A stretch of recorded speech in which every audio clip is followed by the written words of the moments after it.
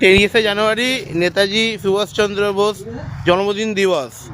দেখুন আমাদের পাড়ায় সমাজসেবা কাজ চলছে, ঠিক আছে। এখানে পতাকা উত্তোলন করা হবে।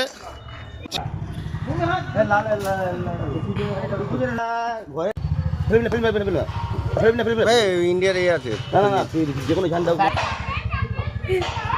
ঢুকছে না। আমাদের পাড়ায় পতাকা উত্তোলন কার্যকারিতা চলছে, সবাইকে দেখাও। ঘুরে আজকের দিনে এই জায়গায় এই ন্যাশনাল পতাকাটাই মানায়, ঠিক আছে।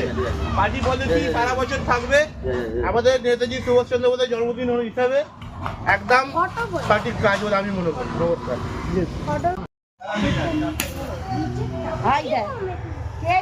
জলের মধ্যে পাঠাচ্ছে।